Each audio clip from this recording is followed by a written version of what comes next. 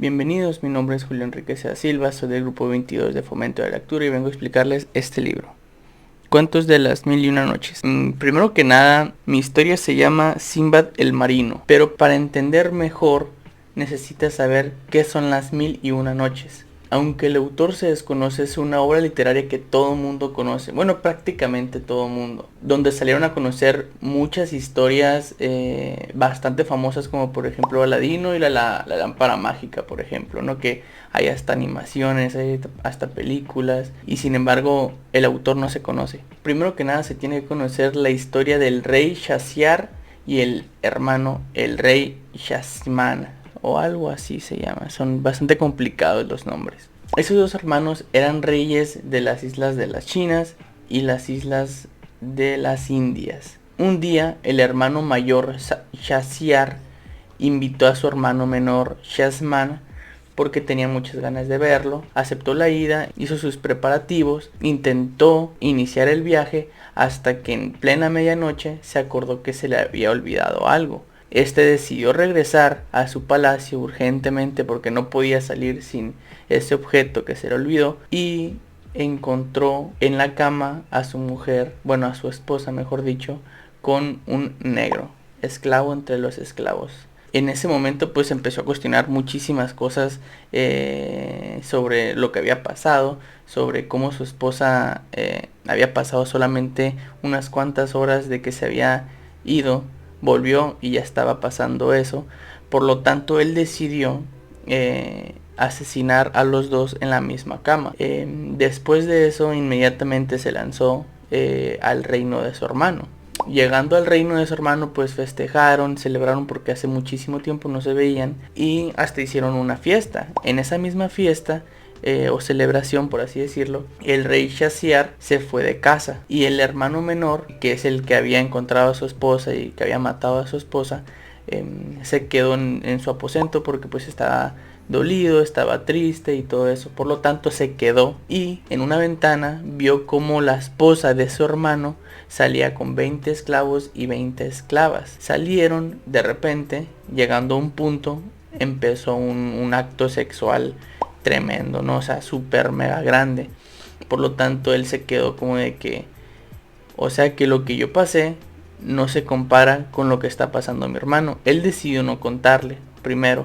Después pasaron los días en el reino de su hermano y se dio cuenta que él ni siquiera se lo pensaba, por lo que decidió contarle a su hermano. Este pues se puso a planear cómo podría él observarlo para creerle a su hermano, no lo que le había contado. Por lo tanto diseñó un plan. El rey Shahryar logró ver cómo su esposa lo engañaba con 20 esclavas y 20 esclavos, por lo que introdujo una nueva ley, la cual sería que todos los días él obtendría una mujer virgen para que se casara todos los días, y en la noche esta sería ejecutada. Para esto había un visir. Sinceramente no sé qué significa visir, pero es como el que hace las órdenes del rey, por así decirlo. Por lo tanto este visir todos los días le entregaba una mujer, todos los días pues mandaba a matar a una mujer diferente, ¿no? Así pasaron 3 años hasta que pues en la ciudad se quedó sin ninguna mujer virgen y hermosa, porque eran las dos características que debería de tener su esposa. El visir tenía 2 hijas, una muy inteligente pero no tan hermosa, y la más hermosa que no era inteligente. Por lo tanto la hermosa se propone ella ser la esposa del rey Shahryar, pero diseñando un plan, el cual era que su hermana todos los días le contara la mitad de una historia, porque ella había leído muchísimos cuentos, muchísimas historias, y que esta hermana le contara al rey la mitad del cuento en la noche, y que al día siguiente en la noche le terminara el cuento, para que se quedara con las ganas de ver la conclusión de este libro o esta historia. En la primera noche le contó la mitad del libro,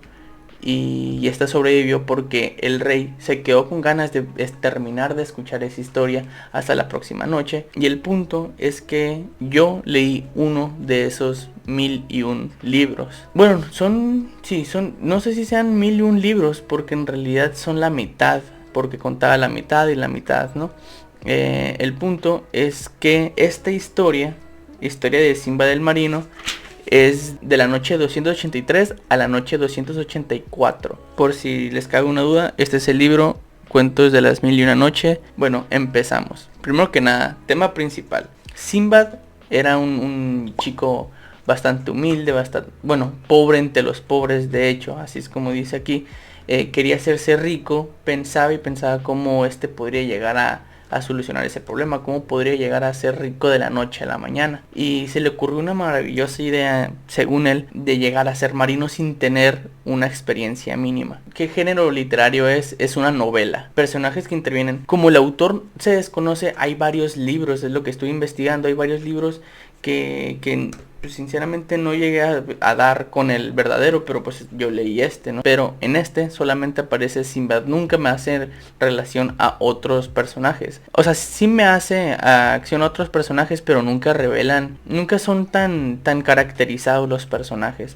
Sinbad es un personaje muy alegre, muy animado, y por lo visto, bueno, por lo leído, es alguien que no se deja rendir por las circunstancias, es muy persistente por sus metas. Planteamiento: Sinbad consiguió trabajo demasiado rápido. De hecho, al día ya había empezado su primer viaje como marino, aunque ese viaje fue muy difícil, ya que la marea estaba muy loca, estaba muy brava, había olas de bastantes metros y él no sabía qué hacer por su mínima experiencia en el mar. Pasaron días, pasaron horas con las olas así, hasta que encontraron una isla, por así decirlo. En realidad no era una isla, era una ballena que estaba descansando y se pusieron, o sea, embarcaron arriba de ella. Por lo tanto, la ballena se molestó y se volvió a meter al agua.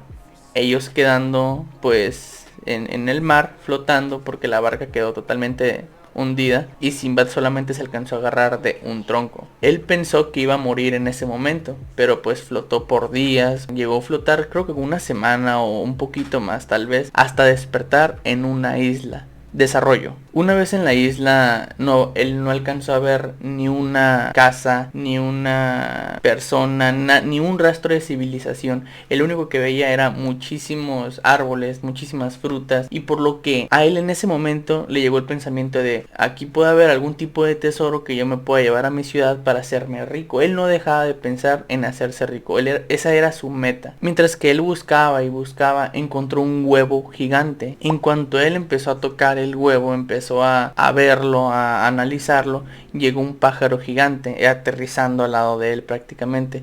En ese momento lo que hace Sinbad es agarrarle la garra de este pájaro, pensando que lo iba a llevar a su ciudad, pero no lo lleva a su ciudad, lo lleva a una ciudad, no sé si muy cercana porque pasaron bastantes horas volando. El punto es que lo dejó en una ciudad. Ese se puso en contacto con la primera persona que vio, preguntándole cómo podría llegar a ser rico en esta ciudad, por lo que el hombre misterioso ese, que nunca dicen el nombre, nunca nada, le dice que el sultán de esa ciudad pagaba bastante oro porque le llevaran cocos. A él le encantaban los cocos. Clímax. De hecho, en el clímax cabe recalcar que ahí es cuando se fueron a dormir, por así decirlo, el rey y la nueva esposa. Sinbad, él estaba súper alegre porque él estaba decidido a agarrar cocos y dárselos al sultán, por lo que el hombre misterioso que le había mencionado sobre los cocos le dijo que no era nada fácil, que no era una tarea nada fácil, que se encontraban en una isla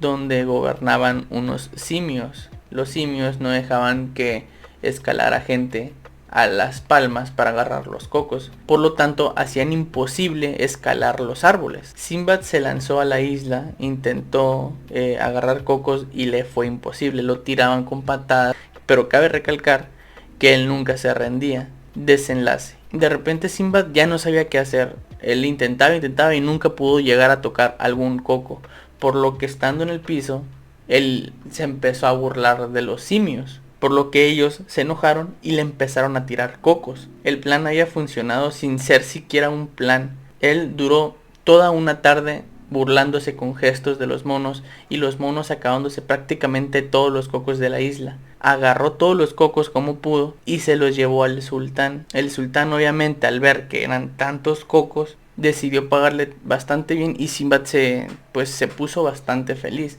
con ese dinero se compró un barco y regresó a su tierra, a su ciudad natal, por así decirlo, y pues prácticamente ahí se acabó. De hecho, aquí en esta pequeña ilustración, no sé si se alcanza a ver, está la imagen de cuando le da los cocos y este le da el oro. Mensaje o aprendizaje personal de la historia o del libro. Sinceramente yo esperaba que fuera un libro más llamativo, más, o sea, me llamó más la atención de la historia del rey Shahryar y su hermano Shasman. Tal vez dentro de esas 1001 noches, como dice aquí, hay más libros interesantes, por ejemplo Aladino, pero por lo visto son historias tal vez demasiado infantiles, por así decirlo, porque también Aladino es bastante infantil. Pero pues para pasar el rato está muy bien. Pero es más como tener que investigar qué es lo que pasó en todas esas noches. Este libro, por ejemplo, no te dice qué es lo que pasó después. Valoración personal. Pues como ya lo mencioné, pues me gustó muchísimo la primera trama. ¿Por qué se llaman los cuentos de la 1001 noche? Pero el problema fue este cuento. O sea, yo lo compré porque pues está... En la introducción me la pintaron así de que... De muy bonito el hecho de la primera historia. Pero ya al final me di cuenta que era... historia de Simba el Marino. No era la historia que... De las 1001 noche. No sé si me estoy entendiendo. Por lo tanto pues lo tuve que investigar yo. Y pues... Y así.